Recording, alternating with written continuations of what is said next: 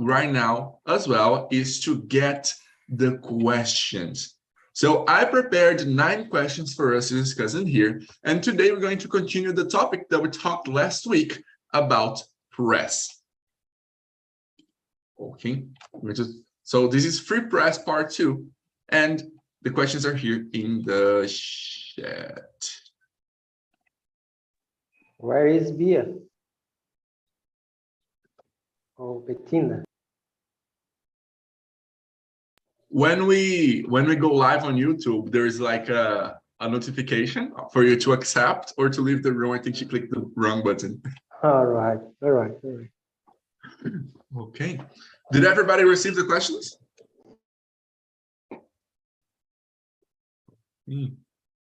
Yeah.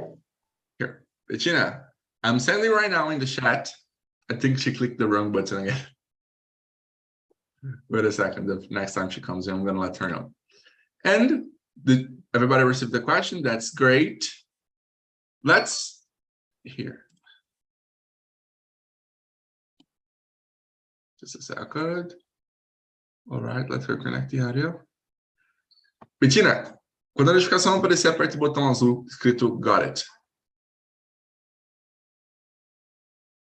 Nice. All right.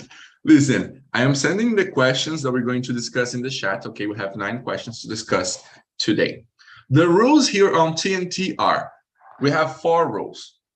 Rule number 1 is, this right now is not a class. We have other classes for beginners, for intermediates. We have where you're going to get material, talk to teachers. But this right now is just an immersion, a conversation. It's not a class. So I am not going to teach you anything, but we are going to learn things. We are going to learn by observing Charles speak and to learn about his experience and the words he knows. We're going to learn watching Katiani speak and paying attention to her structure. And then we can also like get a little word that she used and put in our vocabulary. So we learn here from one another. Since this is not a class, rule number 2 is we don't correct each other, because there is a correct way and person and time to do a correction. And most of the times it's just awkward, you know? So we don't correct people in here. But if a person asks you for help, like, I have no idea how to say pãozinho in English. Do you guys know? Then you guys can help. Is that right? Okay. Rule number 3 is we are respectful to one another.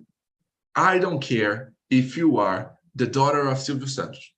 We are respectful to one another here, because everybody's different, and that's what makes everybody so interesting.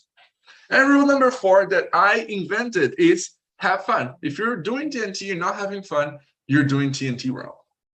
All right? Okay. Really, really good. Now, let me get you guys here. Let's do a quick introduction, okay, to one another so we can start talking about the questions. Vinicius, can you introduce yourself for us? Sure. Hello, everyone. Good afternoon. I'm Vinicius. I'm 32 years old. I work as a software engineer and I live in Curitiba right now. That's it. All right. Thank you. Katiani, can you introduce yourself to us, please? Yeah. I'm Katiani. I was born and raised in Brasilia. I'm married. I don't have children and pets and plants. And I'm a journalist, and I'm here to have to learn and improve my English with you. And thank you for listening. Nice, great to have you here. Charles, you're up. Hello, everyone. I'm from Katiana City. I was born in 1979 there, but I live in Santarém City, north of Brazil, Pará State, more than maybe 50 years. A beautiful region called Amazon Forest. I'm married with a gorgeous wife called Jacqueline Bailão. I have 2 beautiful daughters. and my profession is agriculture engineer. I think that's everything about me today. Awesome. So wait, you were born in 75? 79. 79. Gee, you're 7 years younger than my mom. Nice. Yes, Very I'm a cool. little old. No, you're really young. You're not even 50 yet. Come on. Thank you. All right. And you, Bettina, can you introduce yourself to us, please? Yes. Hi, my name is Bettina. I'm 33 years old. I'm a lawyer. I am from São Paulo, capital, São Paulo, São Paulo. I live here since forever. And I'm married, don't have children, pets, plants like Kachani. That's it. All right. It's great to have you here as well. And for you guys to get to know me, because Charles has never seen me before, right? So Charles, Kachiani, and Vinicius, this is the first time I ever see them. I've never seen them before. No, just kidding. They're here every Friday, and I just love it. So, guys, my name is Júnior Rufino. I'm 20 years old. I've been an English teacher for 3 of these 20 years that I've lived, and I've worked with social media for 2 years. And right now, I'm working here on Talk and Talk as a social media media analyst, and also as an English teacher. And I just love what we do here. It's really great. 2 years ago, when I got in touch with Talk and Talk, I just got like addicted to this thing, and I used to wake up like 7 in the morning to participate on the meetings. I don't do that anymore because 7 in the morning is really early, but that's pretty much it. I love to be here, and I love to have you guys in here. And right now we're going to question number 1, which is, Kachiani, is the press really free in your country?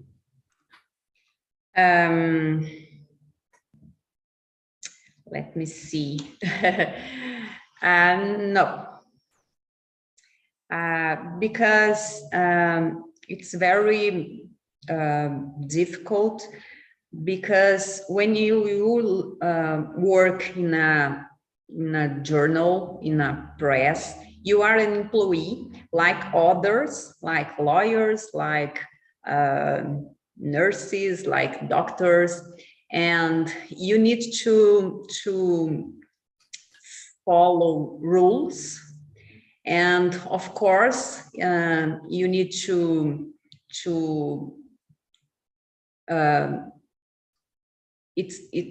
you need to follow the rules, and when you follow the rules, you are not totally free.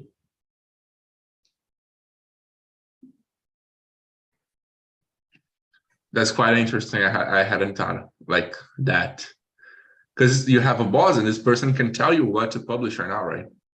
Yes. Nice. Okay. What do you think, Charles? Do you think the press in Brazil is really free? I don't think so. As a Katiana, I don't think so. I think in Brazil we have a little bit more freedom press than other countries around the world. But in my point of view, our press is arrested on the reins of the capital power. Yes. Can you understand me? You got me, guys? Yes, I think our press, the capital, the guy that have money, they have too much money in Brazil, they handle with press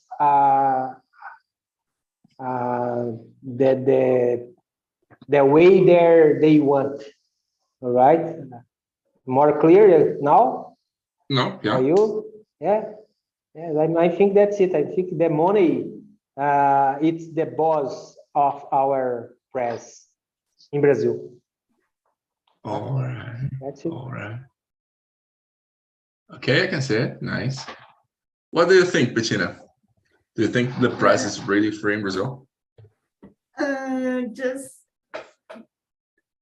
I think that Charles and Catiani are right with their points, but I think I disagree a little because I think it is free, but we have consequence to write or to speak some things that don't are in the laws or what the people want to hear. So I think it's free, but when you say something and when the press writes something or say something that the others don't like or aren't in the law or aren't so, how can I say this, make people think about it in others ways, they will have consequence to say something. Yeah, makes a lot of sense. Okay, I have some really deep thoughts about that, but I'm gonna let Vinicius answer first. But thank you, Vinicius. What do you think? Is the press really free in Brazil? Last week I said yes, but think better. And Katiana said, she is a journalist, so she's know more than me, of course. And I think it's true. If you're talking about traditional companies, like you say, and I think yes, they are not free, of course. But nowadays, I guess we have YouTube and other platforms to use. Like you can say almost everything that you want, but like Bettina said before, we have some consequence about that. If you just try say everything that we thought, it's not so okay nowadays because in Brazil we have law. So, but I think traditional press it's not so free. Like Charles said, money it's make the news. In fact, I guess it's my opinion.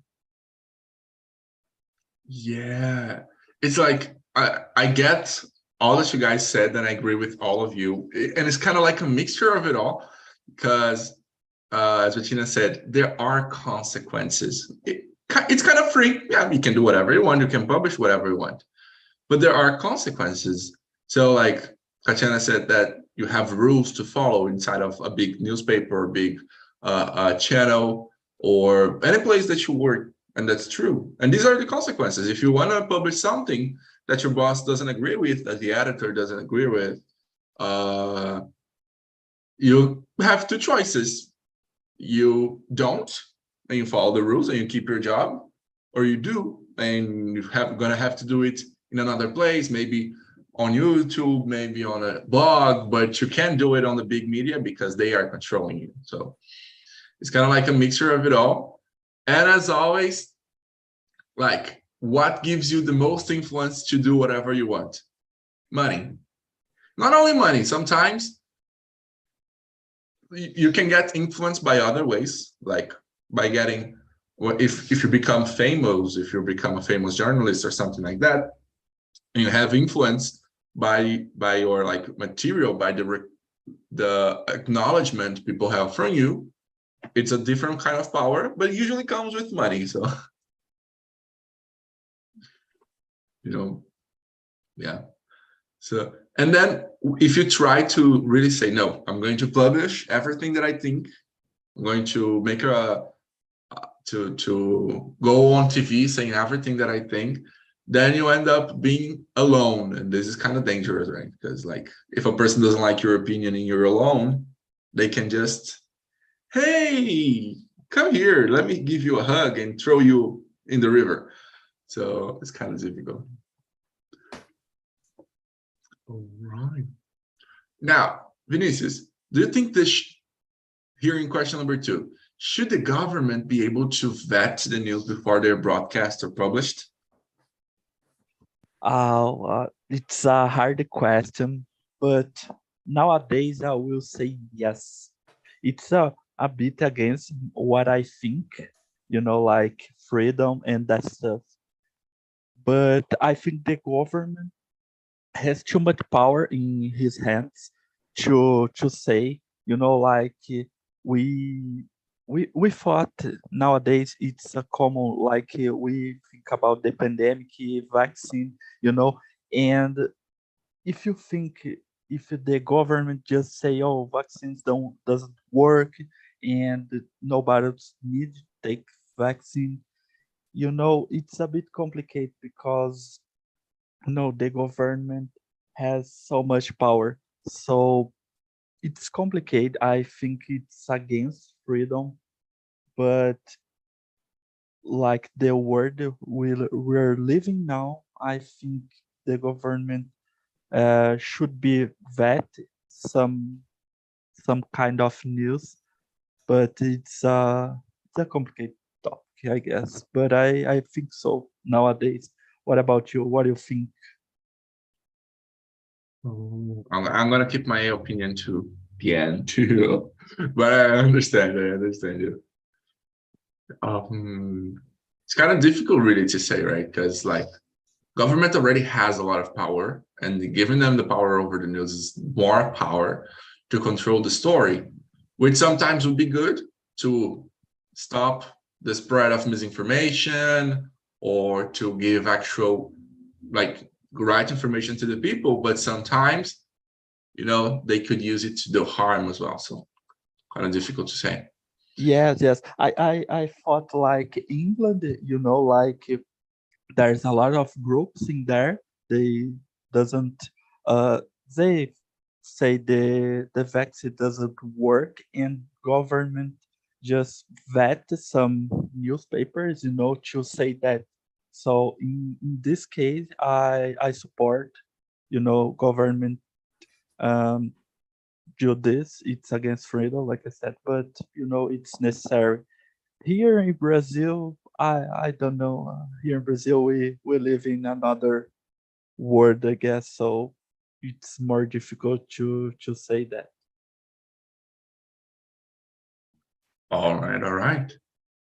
What about you, Kachen? You as a journalist, you can give us some like a look from the inside, but do you think the government should be able to vet the news before they're broadcast or published? Never.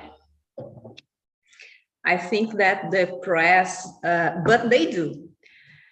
But I think that the press has to be totally free. But it's like Vinicius said, it's very difficult here in Brazil because I think that the news nowadays, it's so, there are more fake news than the real news, the true news. And it's difficult because if the government not be able to vet the press, let me see, it's abused, and they are share a lot of fake news, and it's very hard. Oh, so it's like you think I got kind of lost here in the middle. So you think they shouldn't be able, but they do it, and you think that if they didn't, the press would abuse, or do you think they do and they are abusing the press? No, I think that the government never should be able to vet the news, but they need, because the press produced a lot of fake news. Yes. it's not like back in the days where only like big institutions would have platform to share the news, right? Nowadays, any person can just start a news blog on the internet and post whatever they want, right? Yeah, and there is a lot of consequence. Awesome. Makes sense. Makes a lot of sense. Bettina, what do you think? Should the government be able to vet the news before they're broadcast or published? I totally agree with Catiani. They never should vet, but here in Brazil, when they didn't, it will be a mess because everyone can write what they want. And I think we have to make, how to say, go to the past, say to everyone what they have to do, and then we can say, don't vet any news. Yeah, it's kind of like that. Even because, for example, let's see you, Bettina, you write some news in your blog, you'll write an article or something. And how can we know that it's going to be just okay? People are just going to read and it's going to be okay? Or people are going to start a freaking revolution because of what you wrote, you know? It's difficult to tell. So, yeah. Okay. Imagine if we could do this, guys. Like, you write in the news, then you can go, you are right now, then you go to the past, you write the news, because it's going to be like accurate, you know. It will be cool. It will be cool. And what about you, Charles? Should the government be able to do it? My thoughts there is they should be able to do any interference. I think everything should be free. And I don't think in Brazil our community have maturity for don't do this interference. Like the girls mentioned, I think our government do some interference, and I think it's necessary because our community not have maturity for have a high level discussion. And nowadays we need to derrubar, I don't know, I can't say derrubar, fall down some fake news. Mm-hmm. Yes, it's my opinion.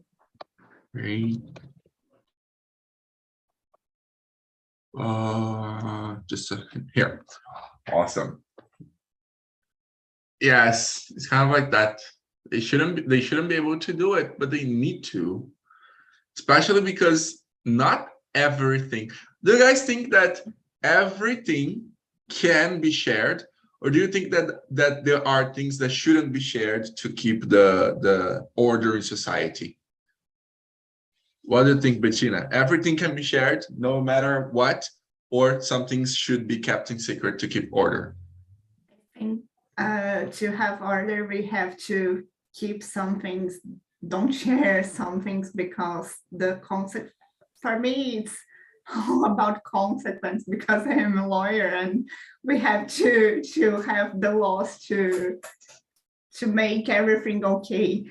So when we share some things, we can make a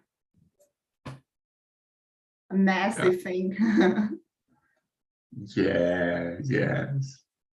Imagine if you share everything your client tells you in court. Yeah. Jeez. All right. And you, Vinny, do you believe that everything should be shared no matter how, or some things must be kept in secret? No way. If you share everything, the country, the world probably would, like, it's complicated. I think it's never everything need to be shared. It's you think like a normal person, like they just working day by day, just um, have some bills to pay. So if like you say about some disease or something wrong in the world, like we have a lot of panics in the cities. Probably the people will broken everything, so I think the important information don't be and don't need be shared with the population, like just some informations, I guess.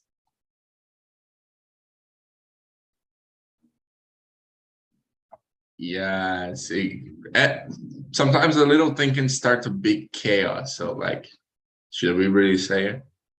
I agree. Charles, what do you think? Everything can be shared? Not everything. No, I think it's a good idea. Have a common sense for everything. We need should use the common sense, and like someone the guys said, I think if everything to become public, maybe we will have a cause. Charles, yes. Sorry, my pronunciation. And I think we need to use the common sense for everything. We need to take care in everything we use. And I think one more time I will repeat. Our society in Brazil don't have maturity for handle with some things. Nowadays, it's a good example. This polarization, it's a good example that we don't have maturity for handle with some information, or maybe with some channels, some freedom channels like WhatsApp and Telegram and others. I think we need to rethink our education. We need to rethink Brazil as a community for change our behavior, change our way to handle with the things. Yes, I think that it's enough.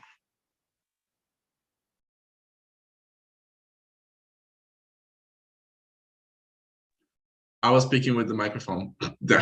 Oh, sorry. No, but that's really awesome. Can you hear me very well? Yeah, we do. Yeah, Yeah, no, I was with the microphone off. I was speaking with the microphone out. I was like, sorry. And what about you, Kashani? Do you think everything should be shared? No, never. But I think that we understand this.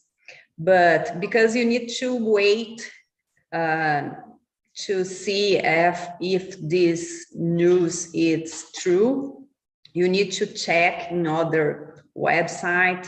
When you receive a new link for some kind of website. But for us, it's easier. But for example, for my grandma, everything that she receives in her WhatsApp, she thinks that it's true, and she reads and she call me and she answer me if it's true or not.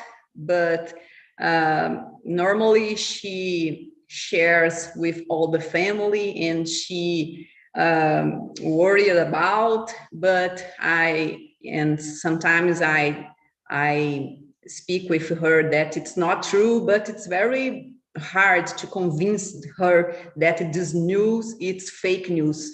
And she asked me why it's G1 news. This is good news. And I said, no, Grandma, this is fake news. It's very difficult. Nice. And that's something not everybody knows, but many times it's very common for journalists or websites have to retweet some information and apologize for some wrong information, right? Yeah. But it's not something they're going to say, hey, everybody, listen, we were wrong. They're just going to do it on the most Yeah, very tiny. very tiny, small little letters at the end of the article after the propaganda. Yeah. We had to correct the last edition. Yeah. But I understand that part, because even if it's not something that happens every time, it's still, people usually focus on the negative. So, oh, these blog here, they had to retweet the information once, so they're not credible anymore. You know, so it's like people usually overreact to things. But I agree with you guys. Not everything is made to be shared, especially in the form of news. Because, for example, let's think about health. Every year, there are thousands of new diseases, thousands of new mutations of virus, thousands of new bacteria. Imagine if every time a virus suffered a mutation, people wrote thousands of articles about that. We will be constantly in fear of getting a disease, you know. So it's kind of like not everything needs to be shared. Right. Now, a question here to you guys.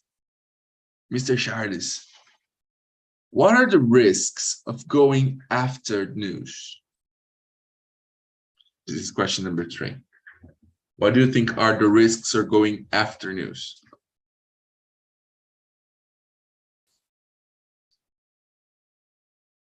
Your microphone's off. No, I cannot got the question. Please help me. All right, no problem.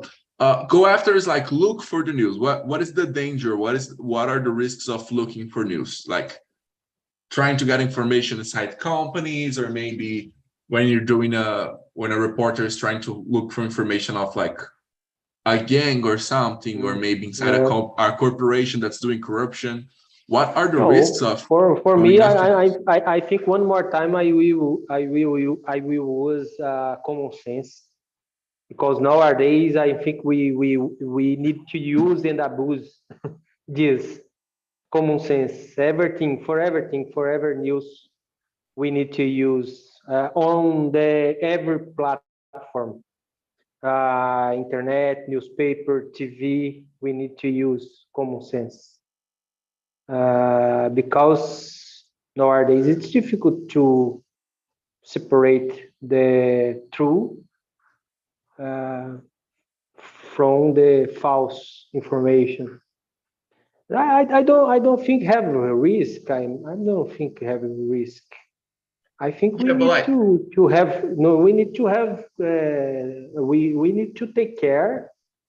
And we need to keep our mind open for the information against our principles. I don't know how I can say this. Your principles. Because sometimes we stay arrested or lack in our principles, and we don't open our mind for the information against our principles. I think we need to do this. All right. Yes. But let's think like this. Imagine you are a reporter. No. And you are doing this research about corruption. What do you think are the risks? All right. Now I understand. I was wrong. Now I understand. The question is about the reporters. Yeah. What do you think are the risks for? Not about me as All right. Yeah. I don't think have too much risk. I think if you will got some news on the favela, maybe you will take some risk. But in general, I don't think have too much risks. Our president attack our press all the time, and it's usual for him. Maybe become a little bit dangerous for some reporters, but in general, I don't think it's too much bad. In Brazil, no. In Brazil, no. Brazil, I think it's more or less. Yeah. Okay. All right. So Nice. now I got the question. Sorry. No problem. It's part of the process. Take it easy. What do you think, Bettina? What do you think would be the risks of going after news? You have the point. If you are looking for corruption and you discover something very bad of the government or of a polity, you can have consequence for saying about that. No, if you say the president is doing something wrong, and the president can do something with you. Yeah, it's kind of like if you're searching for news about health, it's not going to be a problem. Nobody's going to attack you with a cucumber, but if you're maybe doing a report on drugs, then things get a little more intense. Yeah. What do you think, Vinny? What do you think are the dangers of going after the news? Oh, here in Brazil, a lot, of course, like everything, but I guess after 64 in Brazil, like the army take Brazil for them, was really there's a lot of risk to say something wrong, and a lot of people died because of that, like a lot of reporters, journalists, and a lot of people, they think the opposite about the government. And nowadays it's complicated as well, because it's not so common. Like the press, a lot of people say they should be more like say the truth, don't fake news, but it's like complicated. Should be more easy work, like a journalist or reporter or something like that. But a lot of people still die in Brazil trying to do his jobs, and journalists are dangerous profession in Brazil, I guess. Yeah. All right. I kind of like to see what you mean. I'm gonna comment here at the end. Let me ask Kachani first. Kachani, what are the risks of going after the news? It's a very dangerous profession. Yeah. Did you remember Tim Lopes? He was a journalist he was doing produced news about drugs and traffic in the Rio, and dealers killed him, and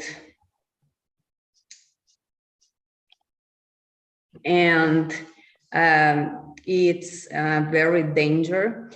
And because of that, I choose work in the companies. But at the companies, it's not so dangerous, of course, but it's very difficult because you have a lot of interests. It's different sides. And for example, what Bettina said, if you are produce something about the government, and probably you will have problem in your job because there are a lot of interests behind your opinion, behind the opinion of the press, and it's difficult for journalists and for the press, and you need to take care. Yeah, I think it's kind of difficult because you sometimes, like if you're investigating some sort of corruption in the government, in a company, or like maybe as you said, I took a research here. I didn't know who Tim Lopes was. Thank you for talking about him. I'm going to take a look. Before what I read here on the internet, he was trying to do good in community, about drugs trafficking and the abuse of young people in the community, and he got murdered for that, So in this kind of cases, you already go into it knowing that's going to be dangerous. But there are also cases that, for example, you're just doing something and then you just trip into something, you don't want to unveil any scandal or any corruption scheme, but you just end up finding something. And also sometimes you're just doing something, doing your job, talking about a company that's doing, I don't know, new toys, and you post something, you're talking about something on the news, or you publicar? I forgot the name for that in English. Falei essa palavra 300 vezes, agora fiz da cabeça. Publish, thank you. Something, and people just don't like it, and they can go after you because of that, So I would say it's a quite difficult and dangerous profession. And Vinicius commented here. Vinicius, can you remember us about that? About this, like, a specific case? Yes, the guy was killed in Amazonia like some days ago. They was, I guess, searching for some guys that are cutting the trees and that stuff. So they was killed, and like normal, the people just say, oh, they was in the wrong place, wrong time. Like it's complicated. They just trying to do his own jobs and got killed. It was a bit sad. It was that story. I had that story in mind when I was making this question, and I could remember, like, this was a very, very sad thing that happened recently. All right. But guys, we only have 5 minutes left in our immersion. And I wanted to ask you guys one of the final questions we have in here, which is question number 8. Question number 8. Bettina, if you worked with journalism, what kind of things would you like to talk about and why? Would you like to talk about sports, technology, business, politics, law, clothes? I didn't think about this. Maybe law, because I'm a lawyer, but I don't know if I am a journalist and not a lawyer, if I will like to talk about law. Maybe fashions and clothes, those things. Restaurant to go. Yeah. Place A food to critic. travel. Okay. Okay, that's great. That's really great. Imagine Bettina, food critic, and travel vlogger. Think about it. What about you, Katiani? You are already a journalist. Yeah. But nowadays, since I got my degree, I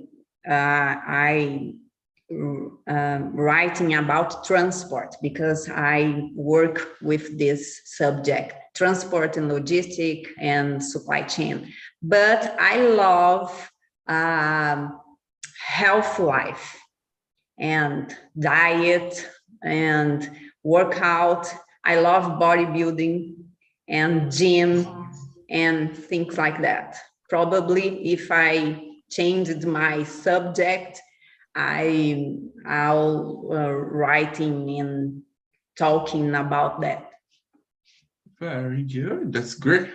You see, we make assumptions about people. Every time Okachani participates in my immersion, she's always like in the middle of the work day, so she's always in like classic clothes, like a blazer or a nice blouse or something. I've never imagined you were into like bodybuilding and this kind of stuff. That's pretty cool.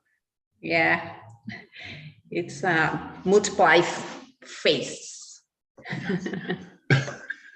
It's really nice.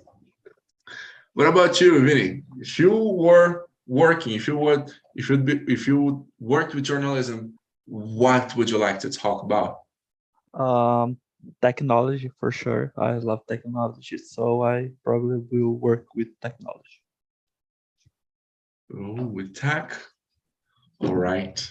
But would you like to maybe write a blog or maybe do like TV news? Maybe I guess maybe TV news to say how technology can help the people, how we can apply technology in our day, like that stuff. Awesome. That is really great. And what about you, Charles? If you work with journalism, what would you like to talk about? A lot of things. Agriculture at first, because I'm an agronomist. Climate change, because I don't think the news talk enough about this. And this happening right now, and it's too much serious. Environment, it's a little bit related to climate change, but it's another abordage. And for the end, about aviation, because it's my passion. Yeah, you like flying, right? Yeah. And it don't have anything related to the other areas, right? It's totally separate. Oh, but you could do like a crossover, for example. How to use the usage of planes on agriculture. Yeah, and nowadays they develop some fuel,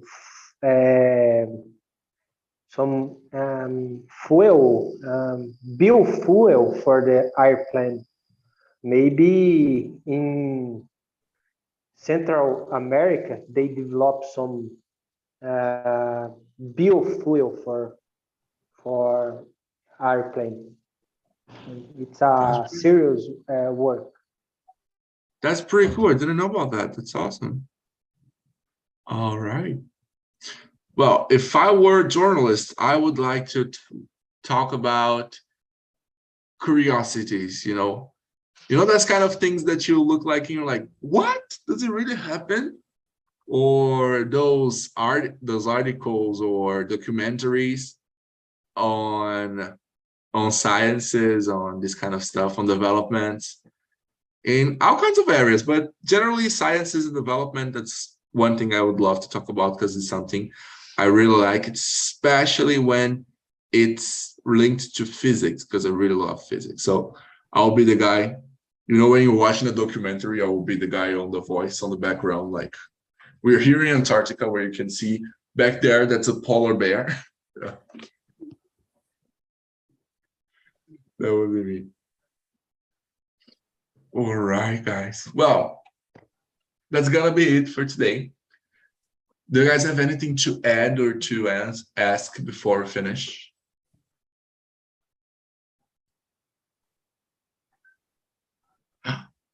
Oh my God. I just want to say you are a funny guy. Me? Oh, thank you. Thank you. Very good. Great. Thank you. I really like to have you guys in here, and it's like one of the best moments of my week. Here, I'm leaving here in the chat right now a link. This link is very important. If you don't click on this link before leaving this meeting, the word is going to end, all right? So click on this link before leaving the meeting, and please leave us a feedback because it helps us a whole lot, all right? And that's gonna be it, guys. Thank you all for participating. If you don't follow us on Instagram, follow us on Instagram, okay? Talk and Talk Official. And keep your hands clean, drink water, have an amazing weekend, and see you guys here next immersion, next class, or next whatever. Okay? Thank you. Thank you, and bye.